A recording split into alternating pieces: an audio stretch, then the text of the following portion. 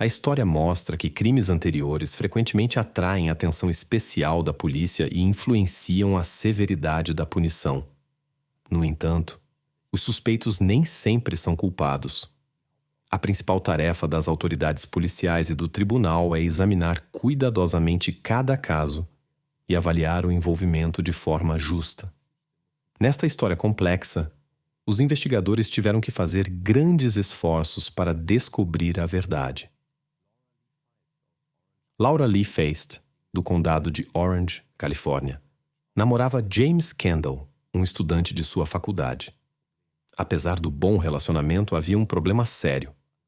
James mantinha contato com outras mulheres.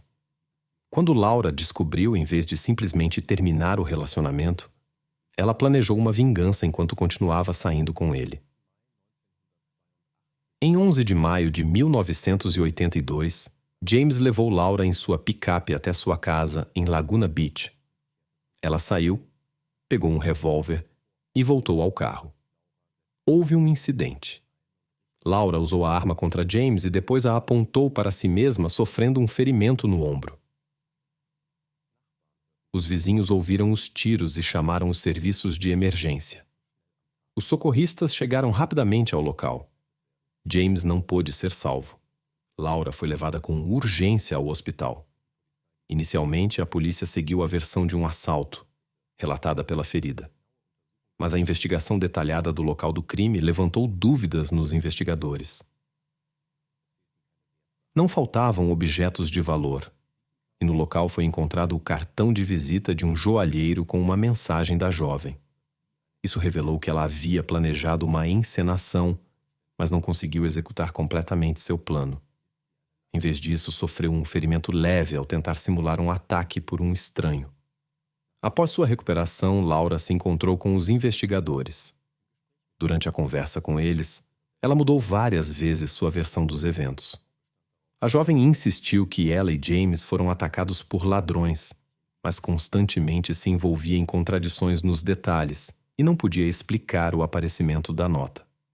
Também ficou em aberto a questão de por que justamente sua arma foi usada.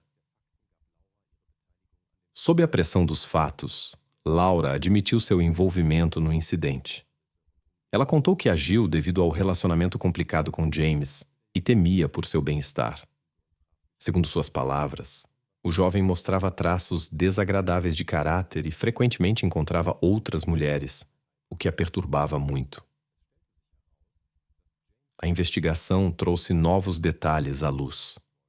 Descobriu-se que James informou Laura naquele dia que queria terminar o relacionamento. Aparentemente, ela havia previsto tal mudança. Tinha preparado a nota e estava com a arma. Tudo indicava que a jovem não queria compartilhar James com mais ninguém. Após a sentença, Laura foi levada para o Centro de Detenção Juvenil na Califórnia. Embora esta instituição fosse considerada mais branda que as prisões comuns, a estadia lá não foi fácil. Laura foi atacada várias vezes por outras detentas, mas no geral, o tempo passou sem incidentes graves. Em 1987, após 5 anos, Laura foi libertada. Durante a detenção, ela obteve formação como psicóloga. Parecia que a provação deveria mudá-la e colocá-la no caminho certo. No início foi assim. No início dos anos 90, ela se mudou para Baltimore, encontrou trabalho como enfermeira em um hospital e se casou. No entanto, o trabalho lhe pareceu muito cansativo. O salário não correspondia às expectativas da jovem mulher e ela mudou de profissão, começando a trabalhar como dançarina em uma boate. O novo trabalho lhe agradou. A boa renda exigia pouco esforço. A aparência marcante de Laura atraía muitos admiradores que a cobriam de presentes. A jovem levava uma vida privada agitada. Ela se casou mais 2 vezes sem se divorciar de seu primeiro marido. Quando isso veio à tona, as autoridades iniciaram um processo.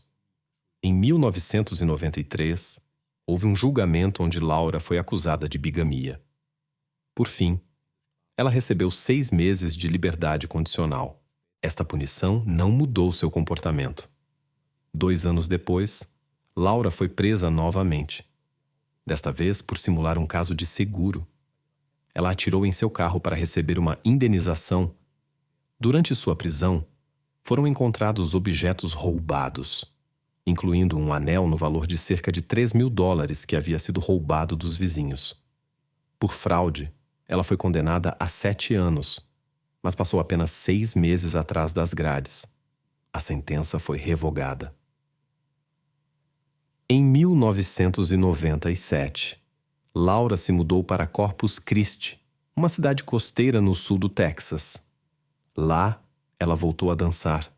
Trabalhou como modelo de biquíni e começou a vender entretenimento adulto.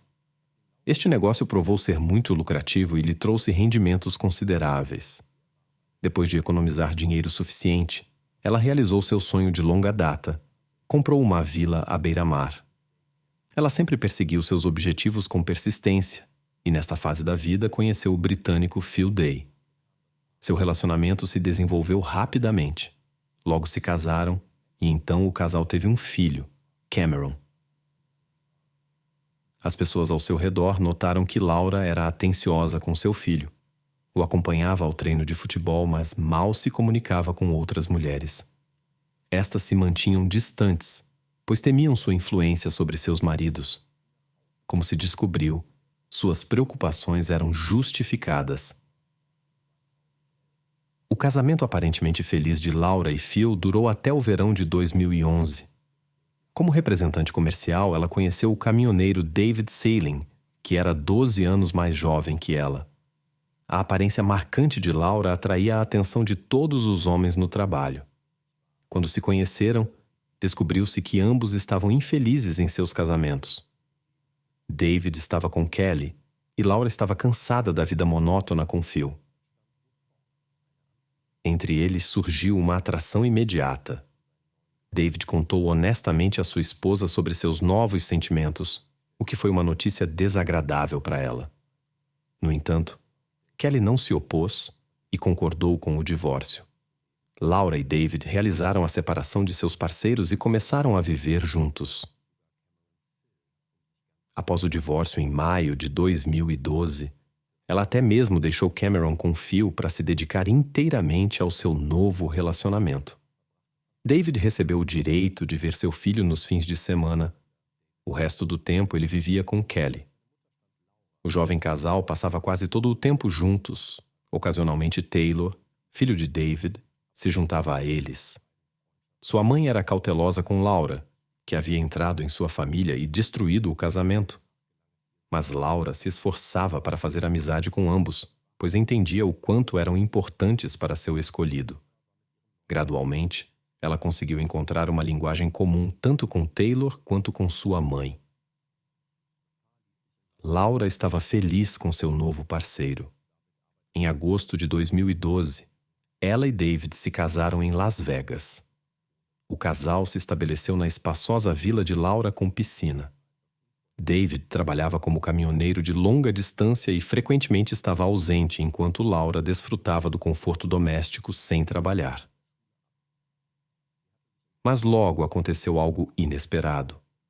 Em 5 de outubro de 2012, uma sexta-feira, Laura buscou Taylor na escola para o fim de semana com o pai. Ela havia combinado previamente com Kelly, mãe de Taylor, para estender o tempo entre pai e filho. Kelly não se opôs. Não tinham planos especiais para o dia. No caminho para casa, segundo Laura, Taylor pediu um piquenique na praia. Após o almoço, voltaram para casa para pegar as coisas de praia. Quando chegaram à costa, descobriram que a praia mais próxima estava lotada. O estacionamento estava cheio de carros, todos os lugares ocupados por pessoas em busca de lazer. O barulho e a agitação surpreenderam Laura. Normalmente era tranquilo aqui durante o dia de trabalho. Ela decidiu procurar um lugar mais calmo, mais distante. Depois de encontrarem um local adequado, pararam e Laura permitiu que Taylor nadasse. Normalmente, Taylor usava um colete salva-vidas especial, mas naquele dia ele não podia usá-lo devido a uma lesão no pescoço. A gola esfregava na pele, então Laura decidiu deixá-lo nadar sem proteção. Para se certificar da segurança desta decisão, ela observou suas habilidades de natação por alguns minutos. O que viu a tranquilizou. Taylor realmente conseguia se manter bem na água, pois praticava regularmente na piscina de casa. Laura permaneceu na margem para monitorar a situação. No início, tudo corria bem, mas depois de alguns minutos algo puxou Taylor para baixo d'água e ele desapareceu de vista. Laura correu em pânico para o local do acidente. Ela mergulhou e começou a procurar, mas sem sucesso.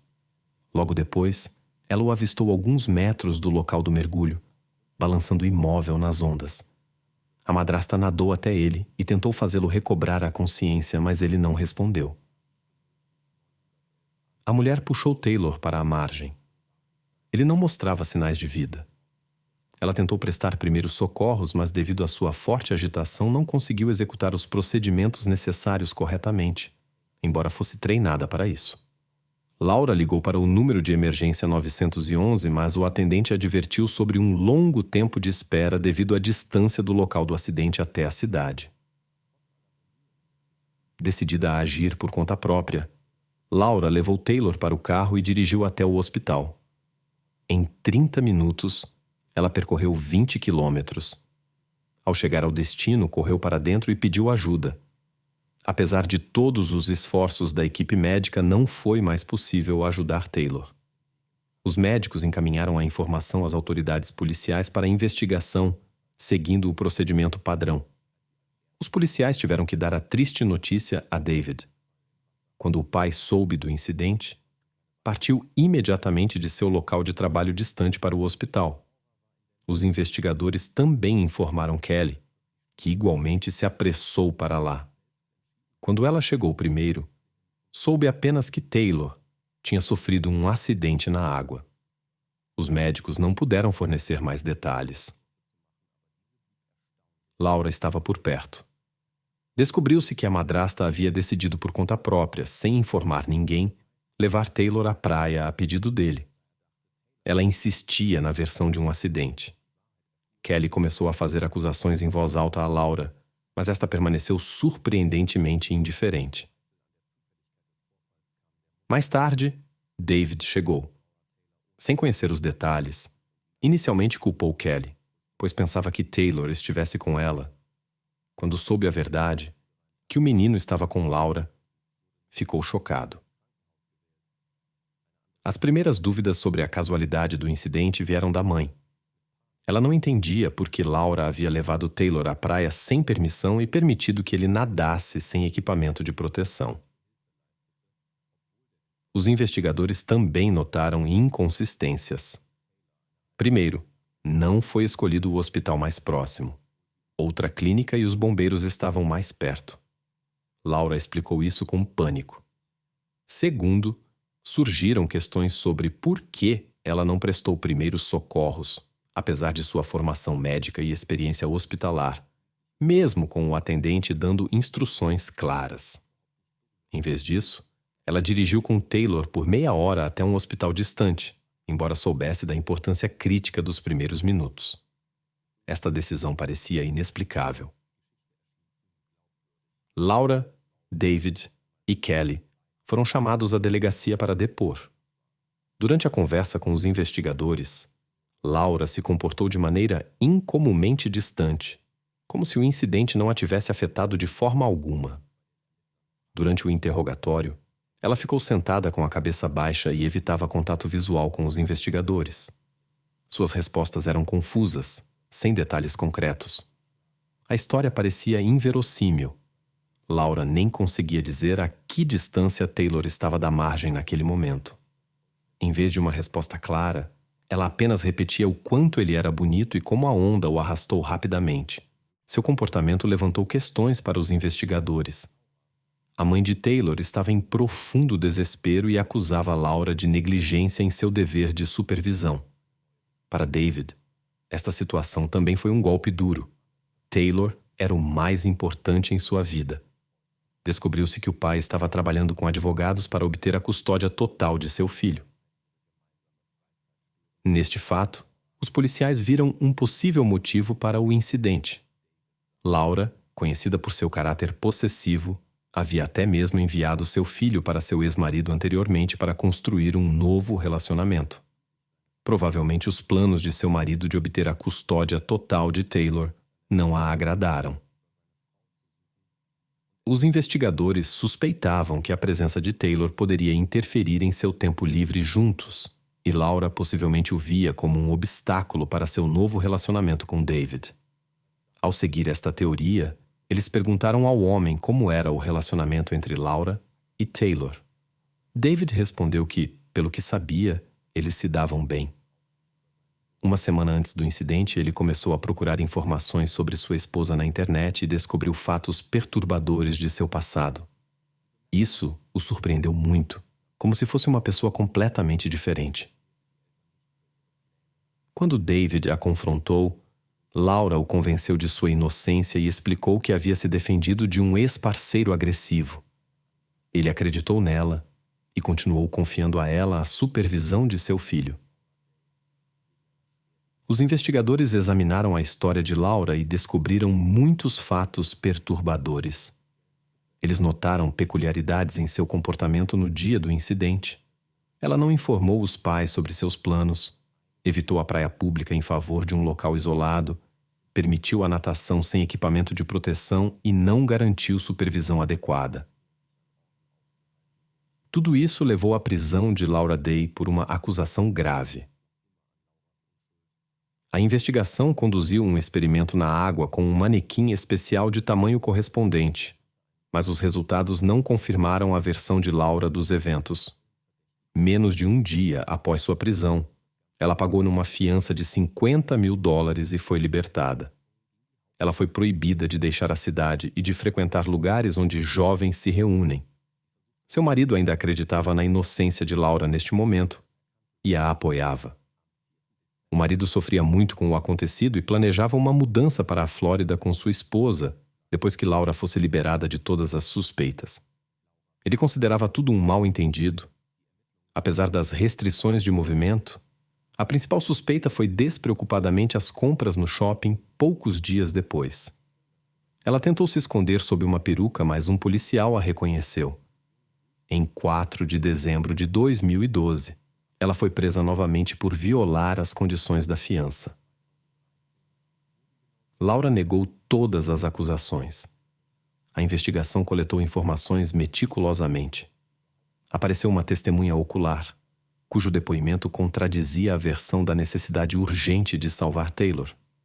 Segundo suas palavras, Laura levou o menino calmamente da praia, sorriu e acenou em despedida. Em janeiro de 2013, exatamente estes depoimentos se tornaram evidência-chave no tribunal. A descrição do comportamento calmo de Laura não combinava em nada com sua narrativa da situação de emergência. O promotor enfatizou que o desvio da ordem usual, onde eles buscavam Taylor junto com seu marido, indicava a premeditação das ações. Segundo a versão da acusação, tudo foi planejado com antecedência. Laura buscou Taylor mais cedo e explicou isso com o desejo de dar-lhe mais tempo com seu pai, embora ele estivesse no trabalho. Ela não informou ninguém sobre seus planos de ir à praia. Se não fosse pela testemunha casual na praia que notou sua partida e testemunhou, Laura poderia ter escapado da responsabilidade. Os depoimentos da acusada mudaram várias vezes durante o processo. Inicialmente, Laura alegou que ela e Taylor tinham ido para casa antes da ida à praia para pegar roupas de banho. Mais tarde, descobriu-se que isso não correspondia à verdade. Ela já tinha tudo o necessário consigo. Surgiu a questão: como ela sabia do piquenique planejado? Também parecia incomum que Taylor não estava usando colete salva-vidas. Ele nunca havia nadado sem ele antes. A explicação para isso parecia inconvincente, já que não foram encontradas marcas de atrito. Também era preocupante que Taylor estava longe da margem. Também parecia estranho que Laura, apesar de sua formação médica e experiência hospitalar, não aplicou medidas de primeiros socorros. Estas são habilidades básicas que ela havia praticado várias vezes. O passado criminal da mulher levantou preocupações especiais. A acusação suspeitava que a pena de prisão não a havia mudado. Considerando que o incidente anterior estava relacionado com ciúmes, sentimentos semelhantes possivelmente surgiram aqui também. A testemunha apenas notou que Taylor deixou a praia com uma mulher. O exame médico não revelou sinais de força. Isso sugeria que o incidente poderia ter sido acidental. Estatísticas mostram que nos Iowa ocorrem cerca de 800 acidentes similares na água a cada ano. A acusação enfatizou que a acusada não fez tentativas de prestar ajuda. Além disso, Laura foi caracterizada como uma personalidade emocionalmente instável. No entanto, isso não foi confirmado por especialistas. O comportamento de Laura realmente levantava questões. Ela sofria de medos de solidão e buscava estar no centro das atenções. A mulher era impulsiva e via outras mulheres como rivais, por isso não tinha amigas próximas. Ao mesmo tempo, flertava ativamente com homens. Durante o processo, suas ações indicavam um medo profundo da solidão. Provavelmente ela via na ex-esposa de seu novo marido uma ameaça. Apesar da situação séria, Laura parecia não compreender as consequências. Em uma das sessões, ela perguntou a seu marido David quem ele amava mais, ela ou sua ex-esposa. Esta pergunta parecia inadequada considerando as possíveis consequências do processo judicial. Considerando seu desejo de ser a única na vida de seu marido, Taylor poderia ter sido visto como um obstáculo. Além disso, enquanto ele estivesse por perto, a conexão entre Kaylee e David permaneceria. Isso poderia ter interferido nos planos de Laura. Em sua consciência, a remoção do obstáculo poderia ter parecido uma forma de autodefesa. Ela estava de certa forma lutando por seu lugar na vida de seu marido. Laura sofria muito com a possibilidade de perder a atenção de David.